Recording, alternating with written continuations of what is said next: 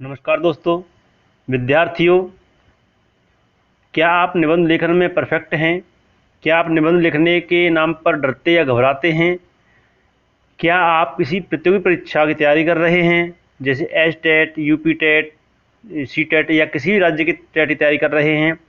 या हिंदी से संबंधित कुछ बातों को आप जानना चाहते हैं, कुछ प्रश्न हैं, तो ये वीडियो आपके लिए काम करेगा। दूसरा, कुछ इससे संबंधित परीक्षा संबंधित भी वीडियो मैं आगे आपके लिए लेके आने वाला हूं, तो उसके लिए आप तैयार रहें और इसको सब्सक्राइब कर लें और बेल आइकन प्रेस कर लें, जिससे आपको आगे के नोटिफिकेशन मिलते रहें। ठीक है, तो क्या आप निबंध के सारे रूपों को जानते हैं या जानना चाहते हैं? तो चलिए आज हम देखिए बात करते हैं कि एक प्रभावशाली निबंध कैसे लिखा जाता है। और आजकल आपने देखा होगा कि विद्यालय में विभिन्न निबंध से संबंधित लेखन प्रतियोगिताएं होती हैं, निबंध लेखन प्रतियोगिताएं। और एक बड़ी बात बताता हूँ मैं आपको कि बड़ी बड़ी संस्थाएं हैं, वो भी आजकल विद्यार्थियों की बौद्धिक क्षमता की परीक्षाएं लेती रहती हैं, जैसे ब्लॉक स्तर पर, तहसील, जिला, प्रदेश, राष्ट्रीय लेवल पर, और कुछ संस्थाएं तो अंतर्राष्ट्रीय लेवल पर भी निबंध प्रतियोगिताएं कराती रहती हैं। ठीक है, तो आज निबंध का जो अर्थ है वो बहुत बड़े अर्थों में हो गया है। तो यदि आप भी यही तैयारी कर रहे हैं और ऐसा चाहते हैं कि मुझे आज के बाद निबंध लिखने से संबंधित कोई भी समस्या ना आए, तो ये वीडियो आपके लिए है।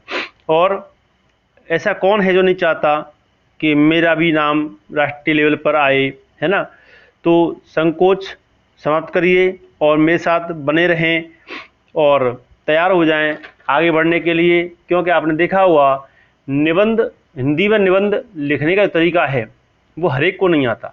तो आज मैं क्या बताऊंगा मैं आपको, निबंध कैसे लिखा जाता है हिंदी में, क्या तरीका है, कैसे लिखें। ठीक है, और दूसरी बात ये है, ये जो हेल्थ और एजुकेशन चैनल मैंने जो बनाया आपके लिए, ये मेंटल हेल्थ और फिजिकल हेल्थ दोनों के लिए मैं वीडियो लेके आता हूँ।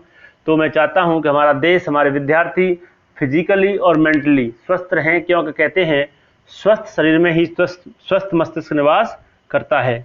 तो इस वीडियो को आप लाइक कर लें और शेयर भी करें दोस्तों में, जिससे उन दोस्तों का भी लाभ हो। दूसरी बात यह है कि सब्सक्राइब इसलिए कर लें कि आने वाले जो वीडियो का नोटिफिकेशन है, सब्सक्राइब कर लें और बेल आइकन प्रेस कर लें, जिससे आपको आने वाले वीडियो का नोटिफिकेशन मिलता रहे। तो चलिए दोस्तों शुरू करते हैं। देखिए, एक अच्छा निबंध लिखने से पहले हमें इससे संबंधित जो भी ज्ञान है वो पूरा पता होना चाहिए। ठीक है, जैसे निबंध क्या किसे कहते हैं, निबंध की परिभाषा क्या है ना, अर्थात इसके अंग क्या हैं, इस बारे में हमें पूरी जानकारी होनी चाहिए। क्योंकि यदि हमें जानकारी नहीं होगी तो हम पूरा निबंध नहीं लिख पाए, निबंध लिखने में घबराते हैं। तो निबंधों कैसी, मैं आज बातों इसमें और भी करने वाला हूँ, निबंधों कैसे प्रभावी बनाया जाए। हो सकता है थोड़ा वीडियो 2-4 मिनट लंबा हो जाए, पर यह है कि आपको पूरी जानकारी मिल जाएगी और निबंध से संबंधित आपको शायद अन्य स्रोत को टटोलने की आवश्यकता नहीं पड़ेगी। तो निबंध कितने प्रकार के होते हैं, है ना, वो सारी बातें मैं इसमें करने वाला हूं। तो चलिए दोस्तों शुरू करते हैं और आप बने रहें मेरे साथ। तो दोस्तों, निबंध लेखन से सारी क्वेरी का समाधान आपका होने वाला है। मैं इसमें बात करने वाला हूं निबंध का आरंभ कैसे किया जाता है, निबंध लिखने के साधन क्या हैं, निबंध के अंग क्या हैं, है ना, प्रस्तावना क्या है ना, प्रसार कैसे होता है, उपसंहार कैसे होता है, और निबंध कितने प्रकार के होते हैं, सारी चीज़ों में बात करने वाला। निबंध को प्रभावी कैसे बनाया जाए, इन सारी चीज़ों में बात करने वाला हूँ आज। ठीक है, तो आप मेरे साथ बने रहें। देखिए, सबसे पहले हम देखते हैं निबंध का जो आरंभ है, निबंध की जो शुरुआत है वो कैसे की जाती है ना, इस चीज़ पे हम बात करने वाले हैं। और दूसरी बात करेंगे, देखो पहले परिभाषा देख लेते हैं एक बार, निबंध की परिभाषा क्या है। देखिए, फ्रेंच भाषा की अंग्रेजी शब्द ऐसे ESSAY ऐसे, जिसे फ्रांसीसी शब्द ASI से निर्मित किया है। ठीक है, जिसका अर्थ है प्रयत्न या किसी विषय पर लिखी गई कोई छोटी साहित्यिक कृति अर्थात रचना। ठीक है, वैसे छोटी साहित्यिक कृति इसमें मेरा विचार है, कुछ विद्वानों अनुसार है, लेकिन निबंध का जो रूप है वो क्या है, निबंध का जो वास्तव रूप है, अर्थ है, वो क्या है, यानी जो ऐसी रचना जो अच्छी तरह बंधी हुई हो, यानी अच्छी तरह बंधा हुआ, या बांधना या रोकना अर्थात कसा हुआ। ठीक है, कई अर्थ हैं इसके निबंध के। परंतु कुछ विद्वानों ने निबंध का अर्थ क्या माना है? निह धन बंध, निह धन बंध। ठीक है, निह प्लस बंध, जिसका अर्थ क्या होता है? जिसका अर्थ होता है जो बंधन नहीं है, बंधन जिसमें नहीं है, जो बंधन से मुक्त हो, इस अर्थ में परिभाषित किया है। यानी इसका तात्पर्य तो ये हो गया बंधन मुक्त रचना, यानी बंधन मुक्त कोई भी लेखन कार्य है ना। लेकिन विद्वानों के अनुसार कुछ क्या है परिभाषा कि भली प्रकार बंधा हुआ अर्थात एक सूत्र में बंधी हुई रचना निबंध कहलाती है। अगर आप किसी भी क्लास के परीक्षार्थी हैं तो आप समझ लें कि आपको अर्थ निबंध का जो अर्थ है परिभाषा क्या लिखनी है। जो तो मैंने समझाया आपको कि फ्रेंच भाषा के अंग्रेजी शब्द ऐसे जिसे फ्रांसीसी शब्द ऐसाई से निर्मित किया है, जिसका अर्थ होता है प्रयत्न या किसी विषय पर लिखी गई कोई साहित्यिक रचना। ठीक है, या दूसरी परिभाषा बोल सकते हैं आप कि कुछ विद्वानों के अनुसार भली प्रकार बंधा हुआ अर्थात एक सूत्र में बंधी हुई रचना निबंध कहलाती है ना। या एक परिभाषा और नोट कर लें कि समय एवं विषयानुकूल चुने हुए शब्दों में से किसी विषय पर अपने विचारों को प्रकट करने की कला या प्रयत्न करना निबंध कहलाता है। ठीक है, तो ये क्या है निबंध की जो परिभाषा है वो मैंने आपको बताई है। ठीक है, अब बात करते हैं निबंध का आरंभ। निबंध का आरंभ, जैसा कि आप देख रहे हैं ये लिखा हुआ निबंध का आरंभ। ठीक है, निबंध का आरंभ, निबंध का आरंभ क्या होता है? यानी निबंध का जो आरंभ है उसके बारे में आपको थोड़ा बताना चाहूँगा कि निबंध का आरंभ ऐसे सुंदर ढंग से होना चाहिए कि निबंध पढ़ने वाले की उत्सुकता आरंभ से ही उसके प्रति बढ़ जाए और उसे पूरा पढ़ने के लिए वो बाध्य हो जाए। ठीक है, जैसे उसकी मौलिकता, मनोरंजकता, विचारपूर्णता होनी चाहिए, यानी ये उसके आवश्यक गुण हैं। तो आरंभ हमें इस प्रकार से निबंध का करना चाहिए कि शुरू से ही, यानी कहने का मतलब क्या, निबंध का आरंभ जितना प्रभावशाली और आकर्षक होगा निबंध उतना ही अच्छा माना जाएगा। ठीक है, और निबंध का आरंभ किसी सूक्ति से या किसी काव्य पंक्ति से या कोई घटना है या सीधे विषय की शुरुआत से किया जा सकता है। आरंभ जो होता है, यानी 3 भाग होते हैं इसके, मैं उसमें बात करूंगा, पर मैं थोड़ा सा आपको पहले समझा रहा हूं, बताना चाह रहा हूं कि आरंभ क्या होता है, प्रारंभ क्या होता है। ठीक है, तो आरंभ ऐसा करना चाहिए कि मतलब सामने वाले को ऐसा लगे कि इन्होंने कुछ लिखा है, तो इस प्रकार से निबंध का आरंभ करना चाहिए। दूसरी बात इसमें जो हम बात करने वाले हैं कि आरंभ हो गया, अब बात करते हैं साधन की। साधन का मतलब क्या है? साधन ये है,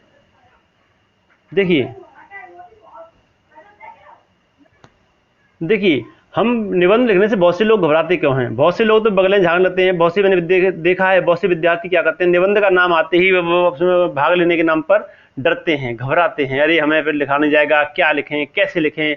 ये सबके पीछे क्या है? अध्ययन की कमी। एक ही बात कहूँगा मैं, अध्ययन की कमी, बार बार कहूँगा, अध्ययन की कमी। तो इसके साधन क्या है? साधन का तात्पर्य क्या है कि हम कैसे उसमें साधन में परफेक्ट हों। साधन मतलब कैसे साधन बनाएं कि हम उसमें परफेक्ट हो जाएं। तो उसके लिए हमें क्या करना होता है? पुस्तकों का, निबंधों का अध्ययन करना पड़ता है। पुस्तकों, पत्र पत्रिकाओं का अध्ययन करें, है ना। ये निबंध लेखन का सर्वोत्तम साधन है। और आजकल तो क्या है कि बहुत सारे न्यूज़पेपर आते हैं, उनमें भी निबंध के बारे में दिया जाता है। तो जितना अधिक आप निबंधों का अध्ययन करेंगे, विभिन्न विषयों से संबंधित चीज़ों को पढ़ेंगे, उतना ही जो विषय आपका, जो उतना ही विषयों का विस्तृत ज्ञान आपको मिलता जाएगा। तो इससे संबंधित लेखन, इससे निबंध लेखन में आपको अधिक कठिनाई नहीं आ पाएगी। तो हमें हमेशा इस बात ध्यान रखना चाहिए कि निबंध के जो तरीके हैं वो हमें देखते रहना चाहिए। किताबों से आपने देखा है कि शुरुआत से किताबों में निबंध लिखे होते हैं, तो उनका हमें अध्ययन करते रहना चाहिए। अब बात करते हैं निबंध के अंगों की। निबंध के अंग, ठीक है, निबंध के अंग, तो पार्ट्स ऑफ ऐसे, ठीक है। तो निबंध के अंग कौन कौन से हैं? निबंध के 3 अंग होते हैं, ठीक है। निबंध के 3 अंग होते हैं। कितने होते हैं? 3। तो पहला क्या है? पहला अंग की बात करें, प्रथम जो अंग है वो अंग है आपका, जैसे निबंध के जो 3 अंग हैं, पहला है प्रस्तावना। क्या है? प्रस्तावना। दूसरा है उसका प्रसार, ठीक है, ठीक है।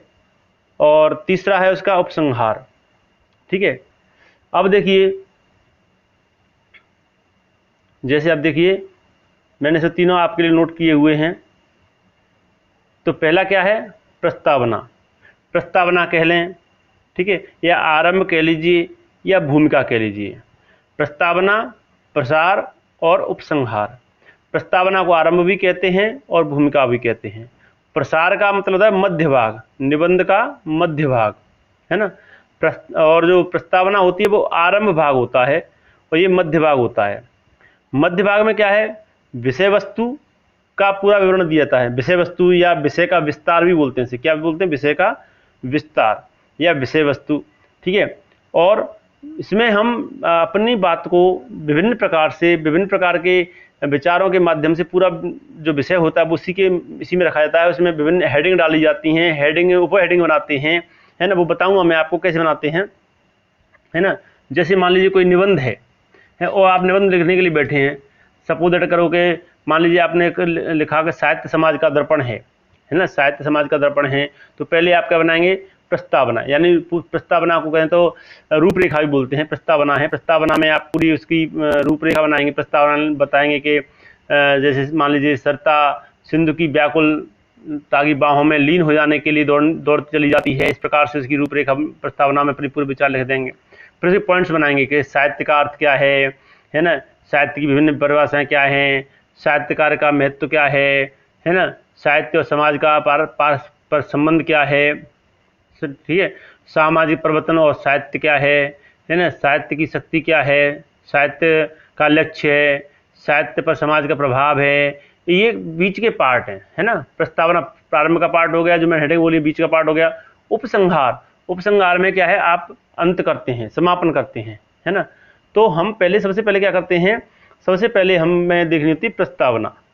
प्रस्तावना में हम निबंध के संबंध जो हम बातें रखना चाहते हैं, इसे कहते हैं आरंभ भाग। तो आरंभ भाग में क्या करते हैं? निबंध का जो आरंभ जितना प्रभावशाली और आकर्षक होगा उतना ही निबंध अच्छा माना जाता है, ठीक है। निबंध का आरंभ किसी सूक्ति, पंक्ति, घटना या सीधे विषय के प्रतिपादन से शुरुआत की जा सकती है। आरंभ की समझने में बात में क्या कहना चाह रहा हूँ, यानी जब आरंभ करने के लिए आप बैठे हैं, आरंभ करना चाह रहे हैं उसका, है ना। तो यानी जो प्रस्तावना रहती है, यानी प्रस्तावना में निबंध की बहुत बड़ी भूमिका है, मैं आपको बताना चाहता हूँ, ठीक है। इसमें विषय का परिचय दिया जाता है और इसके अंतर्गत लेखक यह स्पष्ट करना चाहता है कि विषय के संबंध में वह उसको क्या बताना है, क्या कहना है ना। ये उसका प्रारंभ होता है, आरंभ होता है ना। और जिसे हम भूमिका भी कहते हैं, ठीक है।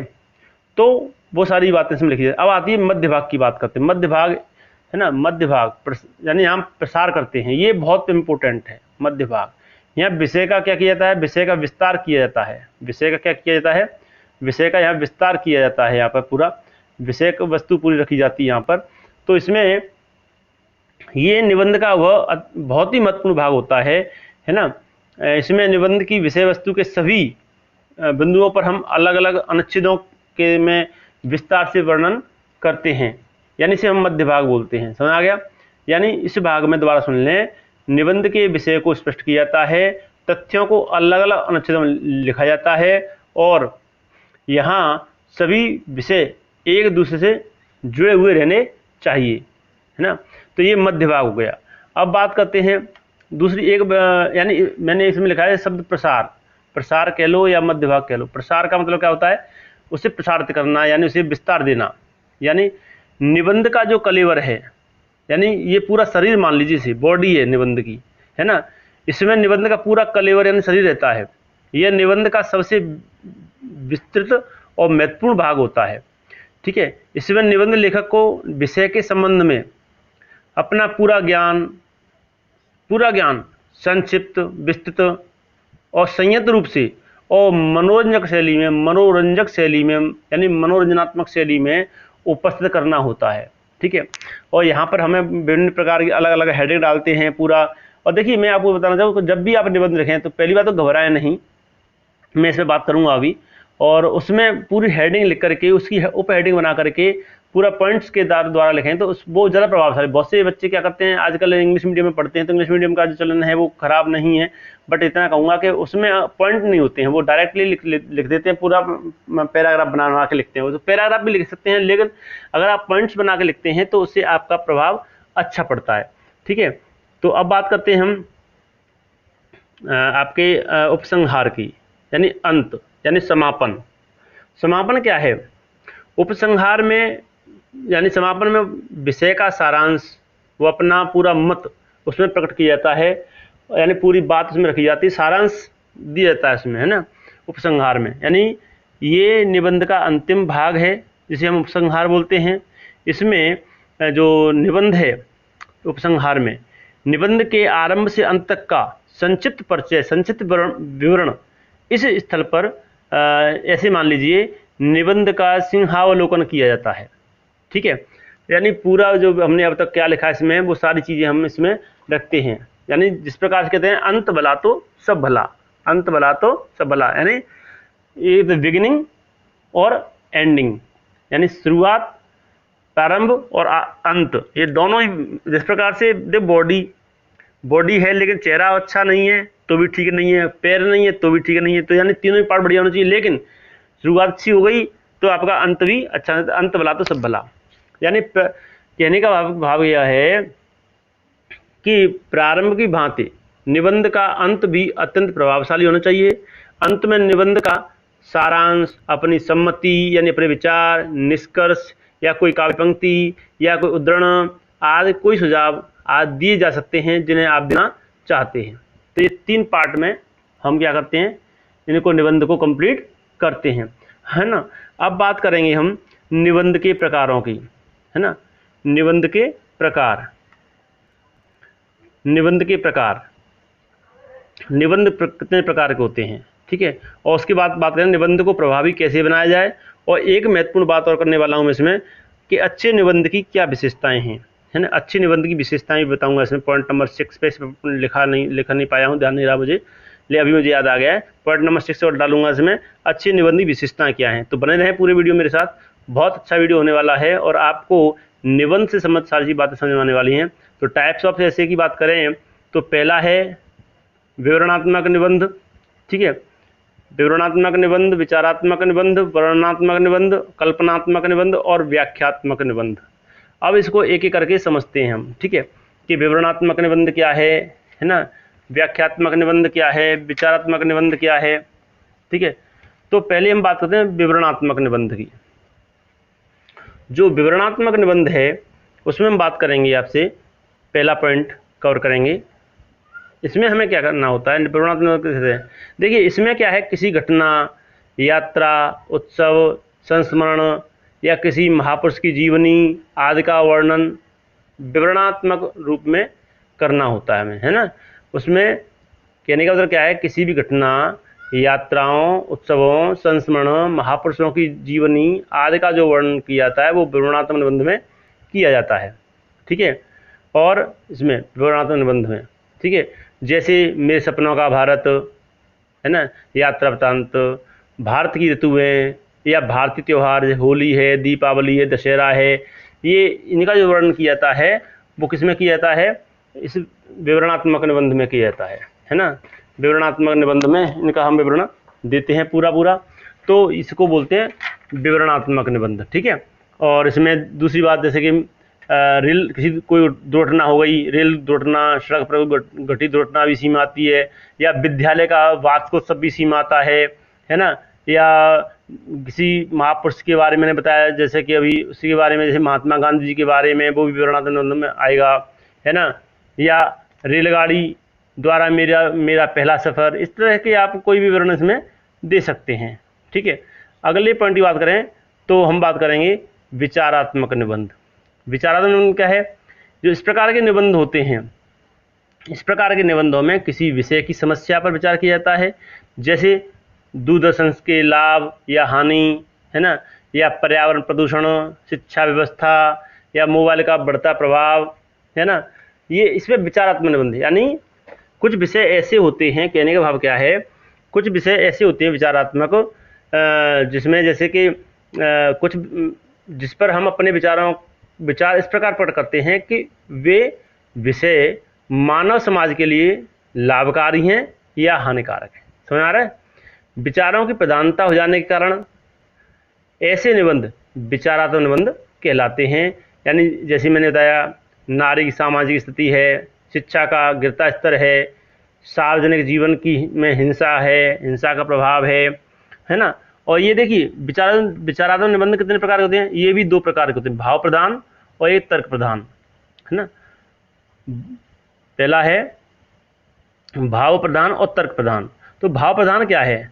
भाव प्रधान की बात करें तो इस प्रकार के जो निबंध के अंतर्गत अपने मन की भावनाओं में बहता हुआ, यानी अपने मन की भावनाओं में बहता हुआ जो लेखक है वो भावनात्मक शैली में बात करता है और अपने भावों को सही मानते हुए जो कुछ मन में, यानी मन में जो तरंग उठती हैं, मन में जो आता है आए, उसी को अपनी शब्दावली में व्यक्त कर देता है, यानी भाव प्रधान, भावनात्मक होता है। ठीक है। और दूसरा होता है तर्क प्रधान। तर्क प्रधान में क्या होता है? तर्क प्रधान में जो निबंध होता है, इसमें क्या होता है कि विचार को तर्क या युक्ति प्रमाणों के आधार पर सिद्ध करने का प्रयास किया जाता है। कभी कभी किसी विषय जैसे मान लीजिए विषय है, कोई विचार है या विश्लेषण है या विवेचन भी इसमें किया जाता है। ठीक है। इसमें किसी भाव या विचार पर वाद विवाद भी किया जाता है, जो तर्क प्रधान है उसमें। ठीक है। इसके अंतर्गत किसी वस्तु, विषय अथवा रचना की आलोचना अथवा प्रत्यालोचना भी कर सकते हैं इसमें। समझ रहा है? तो ये आपका विचारात्मक निबंध हो गया। ठीक है। तो ये अब बात करते हैं हम तीसरे पॉइंट की। तीसरा पॉइंट है वर्णनात्मक। ठीक है। तीसरा पॉइंट है आपका वर्णनात्मक निबंध। सॉरी, वर्णनात्मक निबंध क्या होता है? देखिए, जो वर्णनात्मक निबंध है उसकी हम बात करें तो इसमें क्या है, वर्णनात्मक निबंध है, इसमें इस प्रकार के निबंध होते हैं, इसमें स्थान, वस्तुएं, यानी किसी वस्तु, नगर, दृश्य, ऋतु, इन चीज़ों का वर्णन किया जाता है। मतलब क्या है कि आप अगर किताब की भाषा में लिखना चाहें तो लिख सकते हैं कॉपी में। इस प्रकार के निबंधों में स्थान घटना वस्तुओं, नगरों, दृश्यों, ऋतुओं आदि का वर्णन किया जाता है। तो इस प्रकार के निबंधों में वर्णन की प्रधानता रहती है। किसकी प्रधानता रहती है? वर्णन की प्रधानता रहती है ना। जैसे आपने देखा हुआ, जैसे कि मान लीजिए कोई प्रकाश पर्व है, जैसे दीपावली है, क्रिसमस है ना, जो क्रिसमस डे है, या मेरा प्यारा भारत है, या बसंत ऋतु है। इस प्रकार के जो टॉपिक हैं ये वर्णनात्मक निबंधों के अंतर्गत आते हैं। ठीक है। तो इसमें हम दूसरा पॉइंट बात करते हैं कल्पनात्मक निबंधों की। कल्पनात्मक निबंध, देखिए जिन विषयों में कल्पना का प्राचुर्य हो, यानी ये निबंध कल्पना पर आधारित होते हैं। जैसे मान लीजिए यदि मैं देश का प्रधानमंत्री होता, या मैं शिक्षा मंत्री होता, है ना, या मैं राष्ट्रपति बन जाऊं, है ना, या मैं स्कूल का प्रधानाचार्य होता, है ना, तो मैंने यदि होता कि नरेश में राजमहल में सोता, सोने का सिंहासन होता, सिर पर मुकुट चमकता। तो ये क्या है? ये कल्पनात्मक है, कल्पनाएं तो हैं। बंदी जनगुण गाते रहते दरवाजे पर मेरे, हर दिन नौबत बजती थी संध्या और सवेरे, हमने बचपन में कविता सुनते। कर क्या है? ये कविता है, लेकिन इस तरह कोई भी कल्पना पे आप विचार कर रहे हैं तो वो कल्पनात्मक निबंध कहलाता है, जहाँ कल्पना की प्रधानता होती, कल्पना का प्राचुर्य होता है। समझ आ गया? तो ये कल्पनात्मक निबंध हो गया। और अब बात करते हैं आपका व्याख्यात्मक निबंध। जो व्याख्यात्मक, देखिए जैसे कि शब्द से ही पता चल रहा है, व्याख्यात्मक निबंध में इस प्रकार के जो निबंध के अंतर्गत आने वाले विषयों में कार्य कारण का संबंध दिखाकर एक घटना के पश्चात क्रमशः दूसरी या तीसरी घटना का विवरण दिया जाता है। ठीक है, इसमें क्रम की श्रृंखला कहीं भी टूटती नहीं है, यानी जो क्रम है वो हमेशा चलता रहता है। इस प्रकार के निबंध होते हैं, इसमें विषय कैसे होते हैं, जैसे पौराणिक विषय, ऐतिहासिक, धार्मिक, इस प्रकार के विषय इसमें लिए जाते हैं। ठीक है, तो क्या लिखेंगे आप, पौराणिक, ऐतिहासिक, धार्मिक विषयों से संबंधित गाथाओं का समावेश किया जाता है। तो ये हुए निबंधों के प्रकार, टाइप्स ऑफ निबंध, है ना। अब बात करते हैं हम निबंध को प्रभावी कैसे बनाया जाए। मैं कुछ बातें बताऊंगा जो निबंध को फिर उसके बाद बताऊंगा अच्छे निबंध की कुछ विशेषताएं। ठीक है, तो उस पर बात करेंगे। अच्छे निबंध विशेषता से पहले मैं बात करूंगा कि निबंध को प्रभावशाली कैसे बनाया जाता है। निबंध को मतलब कि सामने वाला पढ़े और आपको सबसे ऊपर रखे, तो ऐसा कैसे किया जा सकता है। तो उसके लिए कुछ पॉइंट में आप नोट कर लें, मैं बोल देता हूँ। ठीक है, तो उसमें आप देखिए पॉइंट नंबर 1 डाल दें आप, पॉइंट नंबर 1। ठीक है, तो पॉइंट नंबर 1 में आप नोट कर लें कि देखिए पहले निबंध को के शीर्षक को भली प्रकार समझना चाहिए, और समझने के बाद में फिर उससे संबंधित जितने भी विचार मन में उठ रहे हैं उन्हें एक रूपरेखा रूप में लिख लेना चाहिए। फिर एक एक विचार को क्रमशः क्रमानुसार अनुच्छेद बना करके या पैराग्राफ बना करके और बदल कर लिखना चाहिए। एक ही अनुच्छेद में कई विचारों को नहीं लिखना चाहिए, ध्यान रखना। कई क्या होता है, विद्यार्थी एक ही पैराग्राफ में बहुत सारे विचारों को उसमें डाल देते हैं, तो ऐसा नहीं करना चाहिए। पॉइंट नंबर 2 में डाल दें आप, पॉइंट नंबर 2। इसमें आप देखिए निबंध के जो मुख्य विषय से हटकर इधर उधर की बातें लिखना नहीं लिखना चाहिए, उससे अनावश्यक विस्तार हो जाता है। तो हमें कभी भी विषय से हट करके इधर उधर की बातें नहीं लिखनी चाहिए। जैसे कि पूछ रहा है विद्यालय की, लिख रहे हैं खेत की, पूछ रहा है खेत की, लिख रहे हैं खलिहान की। ठीक, तो ऐसी बातें हमें निबंध में समाविष्ट नहीं करनी चाहिए, ऐसी बातों का समावेश नहीं करना चाहिए। पॉइंट नंबर 3 में आप डाल सकते हैं कि जैसे कि निबंध की जो भाषा है वो सरल होनी चाहिए, सरल, रोचक, सरस एवं प्रभावशाली होनी चाहिए। ऐसी भाषा वो आ जाएगी, आप बार बार लिखेंगे, बार अभ्यास करेंगे, बार बार रीडिंग करेंगे निबंधों की, ऐसे कि हिंदी में, इंग्लिश में, तो वो आ जाएगी। पॉइंट नंबर 4 डाल सकते हैं, पॉइंट नंबर 4। इसमें आप ले सकते हैं कि विभिन्न सूक्तियों, लोकोक्तियों, मुहावरों का यथास्थान प्रयोग करना चाहिए, क्योंकि इससे निबंध और प्रभावशाली बनता है। ठीक है, एक पॉइंट और डाल लें आप, एक पॉइंट और लिख लें, पॉइंट नंबर 5। इसमें देखिए जैसे कोई महापुरुषों के कथन हैं, संस्कृत के श्लोक हैं, महान कवियों की कही हुई उक्तियां हैं, बातें हैं, उनको आप प्रसंग के अनुसार अपने निबंध में प्रयोग कर सकते हैं। एक पॉइंट और डाल लें, जैसे कि पॉइंट नंबर 6, निबंध में तर्कशीलता, विचारात्मकता के साथ साथ भावात्मकता भी आवश्यक है, क्योंकि बुद्धि और मन के तालमेल के बिना श्रेष्ठ निबंध नहीं लिखा जा सकता। तो श्रेष्ठ निबंध पाठक के हृदय में गहरा प्रभाव छोड़ता है, पाठक यानी जो भी उसे रीड करता है, जो भी पढ़ने वाला है। ठीक है, पॉइंट नंबर 7 एक और लिख लें, और एक और लिखाऊंगा, उसके बाद 8वां पॉइंट और बताऊंगा। एक पॉइंट नंबर 7 है विषयानुसार निबंधों में भी भिन्न शैलियों का प्रयोग किया जाना चाहिए। जैसे कि साहित्यिक निबंधों में तत्सम शब्दों से शब्द होने चाहिए, परिष्कृत शैली होनी चाहिए, तत्सम शब्दों से युक्त परिष्कृत शैली। और सूक्तिपरक निबंधों में दृष्टांत देनी चाहिए, यानी और घटनाएं हैं, उदाहरण हैं, उनसे उसे पूरा करना चाहिए, पुष्ट करना चाहिए। ठीक है, और एक पॉइंट लास्ट अंतिम पॉइंट है, 8वां। इसके बाद में आपको इसकी कुछ ऐसी बात बताऊंगा जिससे आपको यानी निबंध की क्या विशेषता होनी चाहिए, वो पॉइंट लास्ट में कवर करूंगा मैं। तो इसमें आप देखिए पॉइंट नंबर लास्ट है आपका ये 8वां।